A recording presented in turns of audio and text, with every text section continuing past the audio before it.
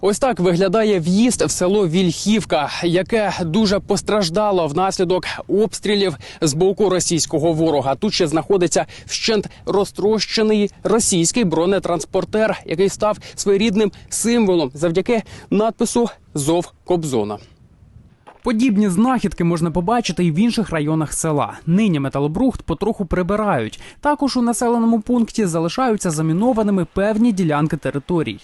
На третій тиждень війни прилетів сюди ось снаряд, убило тут 14 голов телят. 2 взагалі не могли зібрати, розкидало. Це було сплошне місиво. А остальних, ранення вони порізали, то роздавали теж людям. Артем Новіков показує свою ферму у селі Вільхівка, що під Харковом. З перших тижнів війни сюди прилітали ворожі снаряди. Як наслідок, десятки загиблої худоби. Ось убиті телята. Свій сімейний бізнес родина Артема розвивала всього з 5 корів. У 2003-му у розпорядженні сім'ї не тільки ферма, а ще й земля. З осені селяни готувалися до весняно-польової кампанії, а тепер думають, що далі робити з цією тепер вже розрухою. Вот это все здесь стояли коровы. Это когда отец уходил, они их поотвязывали, они здесь стояли. То есть они их поотвязывали, просто открыли, выпустили на улицу. На фермі купа трупів тварин та пошкодженої техніки. Є й ті, хто вижив, а нещодавно сюди прибилися чужі кінь та віслюк. Чего ты, чего?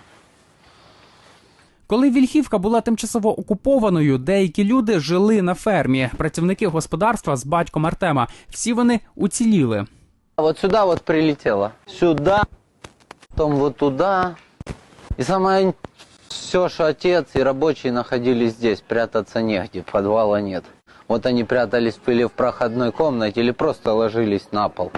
Та далеко не всім жителям Вільхівки вдалося вижити у ході інтенсивних обстрілів та окупації, кажуть місцеві. Молодежь погибла. Молодежь, и старики. В самом начале войны осколком убила женщину. И согласились ребята молодые похоронить. Похоронная служба ж никто не работает, никто не согласится в такой ситуации.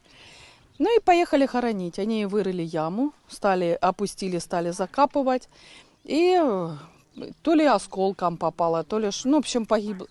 Один парень сразу погиб, а второй от ранения на следующий день. З перших днів війни місцеві залишилися без продуктів харчування, додає Лариса. Магазини були зачинені і селяни почали звідти забирати продукти. А потім приїхали російські військові та вивезли все. Бомбили вокруг нас.